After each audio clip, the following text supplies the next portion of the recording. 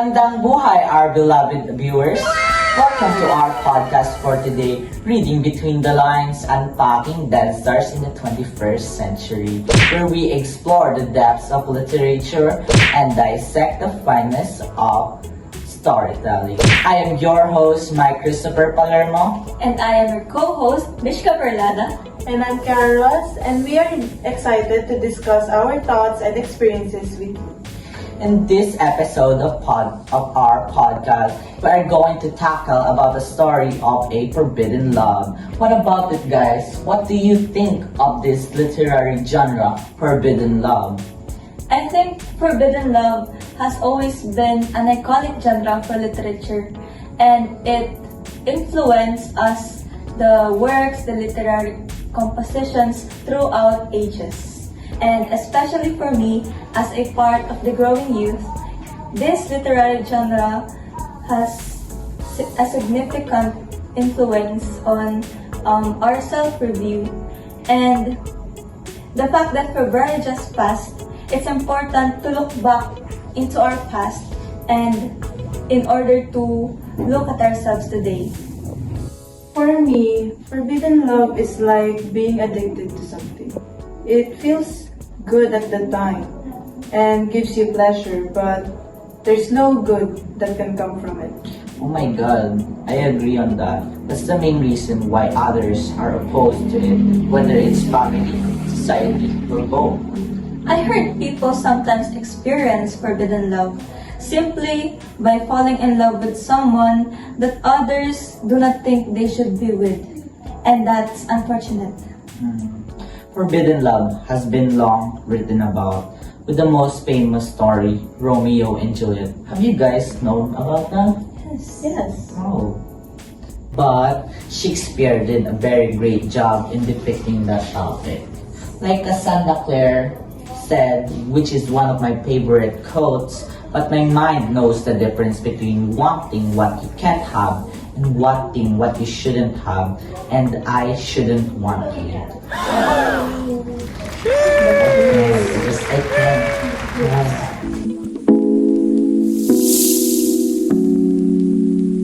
Now that we have talked about what forbidden love is, have you guys ever read about the story of Dead Stars by Paz Marquez Benitez? Yes, it's one of a kind. I love how Paz incorporates different elements in her writing. The structure is just good. I know, right? It's beautiful and has changed again in the 20s. It is safe to say that Dead Stars is life-changing in the Philippine literature. So what about it? Shall we get into reading? Paz Marquez Benitez, Dead Stars, is waiting for us to foretell its story.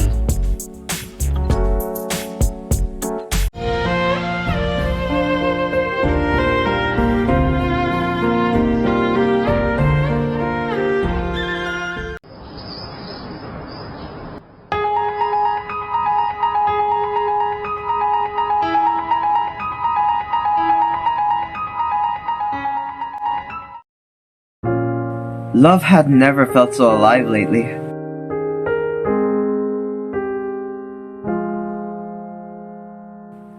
Not until those red and gold afternoons of April. Papa, and when will the long table be set? I don't know. Alfredo is uncertain. Do you remember how much in love Alfredo was?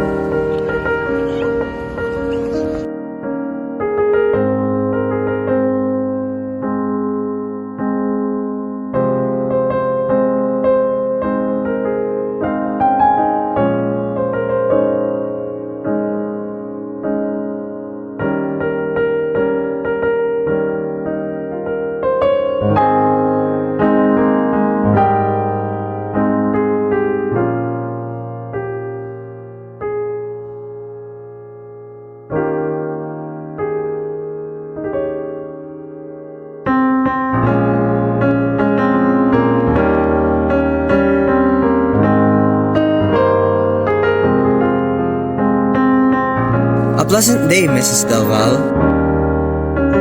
It's Julia Salas, Mr. Please, come in.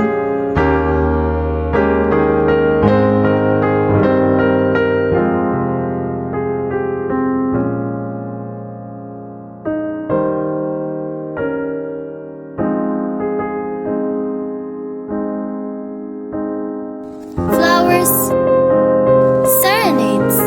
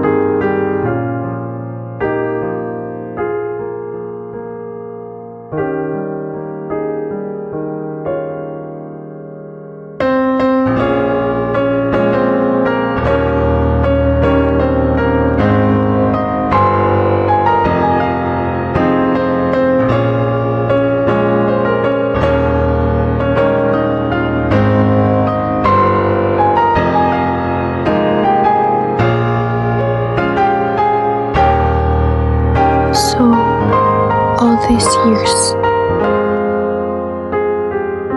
Since when?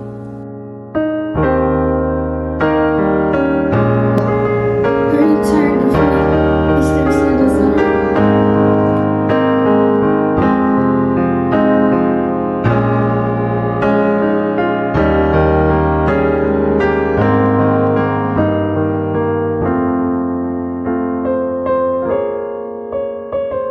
Julia! Julia! You're still here. I wish to congratulate you for your upcoming wedding. Thank you. But I want to know, would you come? If you want me to go, I will. Goodbye, Mr. Salazar.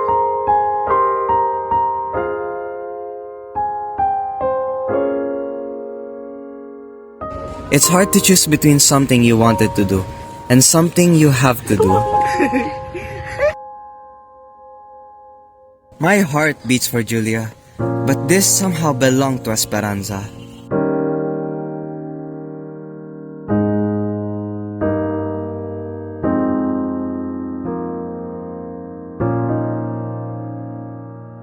And there she is, the woman that I have to hold and cherish from this day forward. I will love and honor Esperanza all the days of my life till death do us part. Hoping to find a glimpse of us.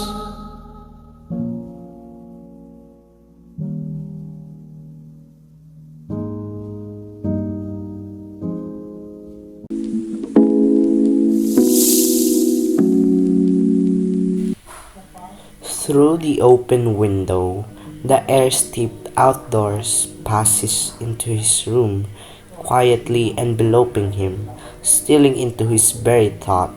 Esperanza, Julia, the sorry mess he had made of life, the years to come, even now beginning to weigh down. Papa, and will the long table be set? I don't know yet. Alfredo is not very specific, but I understand Esperanza wants it to be next month. Carmen sighed impatiently. Why is he not a bit more decided? I wonder. He is over 30, is he not? And still a bachelor. Esperanza must be tired waiting. She does not seem to be in much of a hurry either, Don Julian nasally commented. How can a woman be in a hurry when the man does not hurry her? Carmen returned, pinching up a worm with a careful, somewhat absent air. Papa, do you remember how much in love he was? In love? With whom? With Esperanza, of course. He had not had another love affair that I know of, she said with a good-natured contempt. What I mean is that at the beginning he was enthusiastic. Flowers, serenades, notes, and things like So, that. what do we think of this conversation? I think the conversation meant that in the culture of the Filipino, back then, it was expected for a man to be married at most 30 years old. But Alfredo was still not married at 30 years old, so they were confused about the situation. Pero, how do we consider the fact that Alfredo was, let's say, he was uncertain?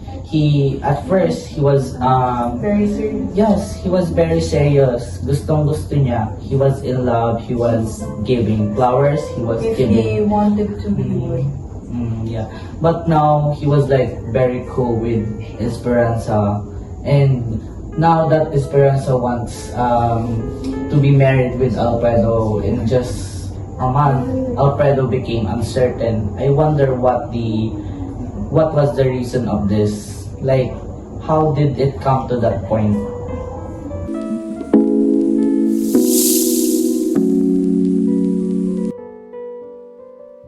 One evening, he had gone neighboring with Don Julian, a rare enough occurrence, since he made it a point to avoid all appearance of currying favor with the judge. This particular evening, however, he had allowed himself to be persuaded. A little mental relaxation now and then is beneficial, the old man had said. Besides the judge's goodwill, you know, the rest of the thought is worth a rising young lawyer's trouble. Don Julian conveyed through a shrug and a smile that derided his own worldly wisdom. A young woman had met them at the door. It was evident from the excitement of the judge's children that she was a recent and very welcome arrival. In the characteristic Filipino way, formal introductions had been omitted, the judge limiting himself to a casual, ya se conocen? With the consequence that Alfredo called her Miss Del Val throughout the evening. He was puzzled that she should smile with evident delight every time he addressed her thus. Later, Don Julian informed him that she was not the judge's sister, as he had supposed, but his sister-in-law, and that her name was Julia Salas. A very dignified, rather austere name, he thought. Still, the young lady should have corrected him. As it was, he was greatly embarrassed and felt that he should explain. To his apology, she replied, "That is nothing. Each time I was about to correct you. But I remembered a similar experience I had once before." "Oh," he drawled out, vastly relieved. "A man named Manalang, I kept calling him Manalo." After the 10th time or so, the young man rose from his seat and said suddenly, "Pardon me, but my name is Manalang. Manalang. You know, I never forgave him." He laughed with her. So, what would you say about that part?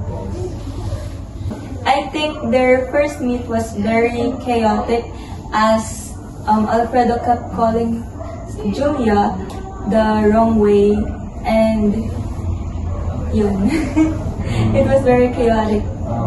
I think that also the judge impacted this aspect of Manalo's development throughout his identity in decision making and certainty, as well as the fact that let's see, they through this event, sino si Manalo? It's just like me. Alfredo, just like me, creates mistake, and this creates an evidence that they form a bond. So I guess that their relationship, Alfredo creates a bond with Julia, his affair. So for the next story, what can we ever?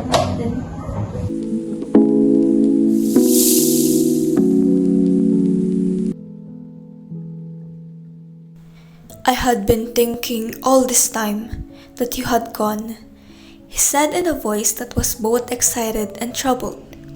"No, my sister asked me to stay until they are ready to go."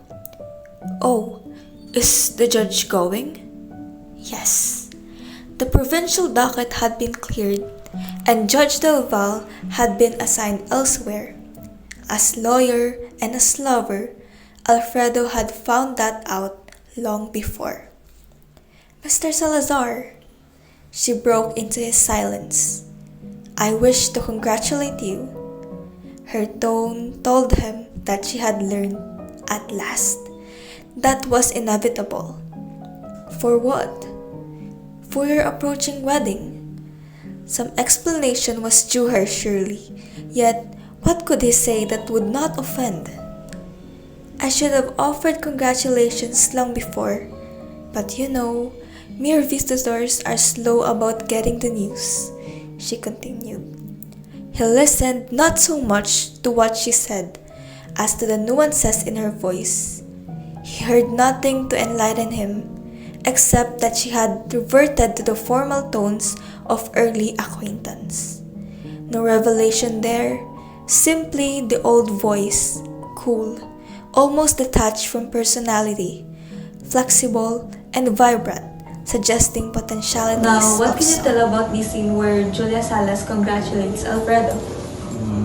For me, I think that the situation was very complex considering how that Alfredo was not informed about the information that Julia has given. So it's saying that Alfredo does not mind the fact that he was engaged, but Julia does notice. And she said it to him, and it was very suspicious how he acted that way. So for me, it is very complex, sad, and toxic at the same time. Yes. And as you mentioned, toxic. We can say that Alfredo is a walking red flag. And that is true as he lied about, not clearly lied, but he didn't tell Julia what should be known. And that is a sign of being a red flag. Now next.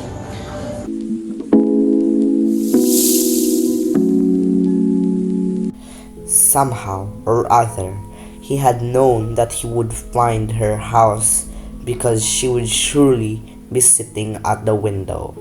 Where else before bedtime on a moonlit night? His vague plans had not included this, but Julia Salas had left the window, calling to her mother as she did so. After a while, someone came downstairs with a lighted candle to open the door.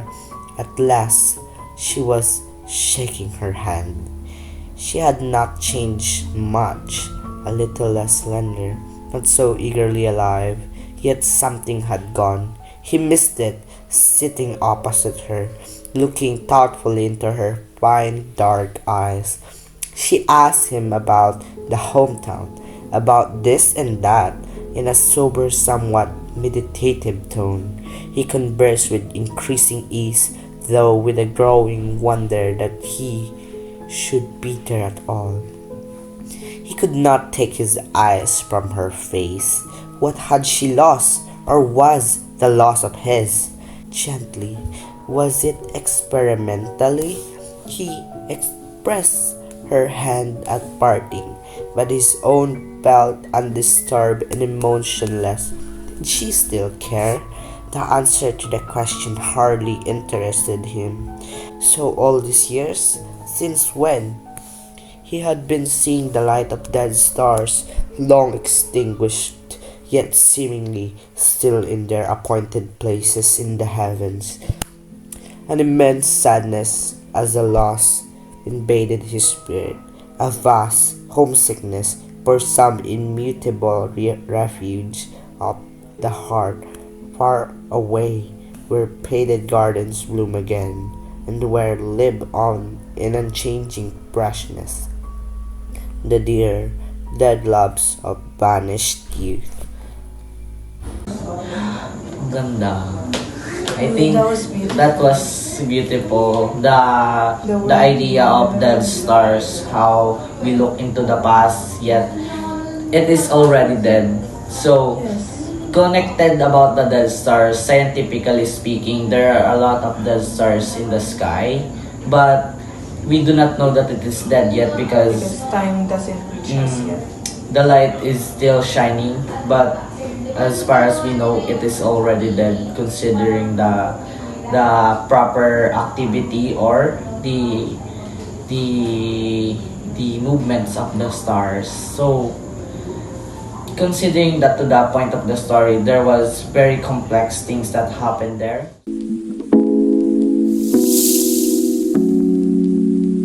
For this segment, we have made it extra special for our dear viewers. We have brought to the studio a very special guest. Viewers, give up your online applause for our dear author, Paz Marquez Benitez. Wait, curious about how we met the Paz Marquez Benitez?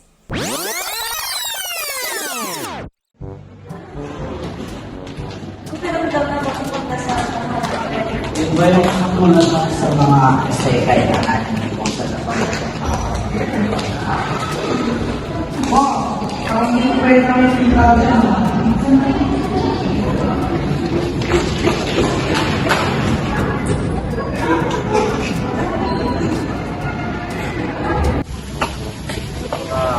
Pagaling lang tayo sa Nagsit lang nandito tayo. Saan ba to? Base sa mga architecture dito, I think that are we in the past? Are you the American dream? I wonder what your Saan ba tayo dito? Uy, may tao. Please po, makikita lang po. Please po. O mga binibingit, Ginoo. Mukhang kayo hindi taga rito. Walang galang na po. Umulit kami po talaga ay hindi taga dito. Anong taon po ito? At nasan tayo? Hindi niyo ba alam, ito'y taong 1920 po sa bayan ng Quezon? Ano pong pangalan niyo? Meron po kayong kamukha. Ako si Paz Marquez Benitez. Ikaw ba yung manunulat ng Dead Stars? Oo, ako nga. Hindi ba siya ang ating topic at author ng istorya na ating pinag-uusapan sa podcast? It's very nice to meet you, Paz Marquez Benitez. Maaari ka ba naming imbitahan sa aming podcast upang ma-interview para sa iyong istorya na Dead Stars? Maaari ko bang alamin kung ano ang podcast? Kung gayon ay halina sa aming tahanan. And that is Paz Marquez Benitez. One eternity later. Hi everyone! Mabuhay! I am Paz Marquez Benitez and I am the author of Dead Stars. Now, Paz, let's get into the point. What was the inspiration for you to create such a masterpiece? It's as if you really wanted to break our hearts. So, really though, what was the inspiration? Well, the story tackles about the problems of a middle-aged man having uncertain decisions for his love affairs. It reflects a time when literary works were written with the language, the norms, and the way people think. For me, personally, I enjoyed creating this story because it reflected my persona and how I view my life during that time. Amazing! And that is why it is considered a timeless piece, everyone. Though, one more question. How do you feel now that in the modern time, your story is considered as a canonical work which is gaining attention in the forbidden love genre? Practically, I am overjoyed to know that a lot of people really love my story. Gaining so much attention made me realize that there is more than just writing a story. It creates a world of so much emotions and feelings. Wow, I am touched, Paz. Literary works create a change for those who understand. Finally, Paz, what can we tell about this literary genre and how can we reflect upon the story in our lives? Choose yourself. Freedom is an important aspect of being a person and having an identity of your own. Uncertainty creates a hole inside our hearts that blocks what we truly want, especially our love. We must choose who we really want to be in our lives with certainty and unconditional love that is true. Timeless. A round of applause for our dear guest, Paz Marquez. Dead Stars is truly a magnificent piece of Filipino literary work. It may be sad, but this does mark the end of our podcast. May we get to know each other more in the future. Farewell and goodbye, our dear audience.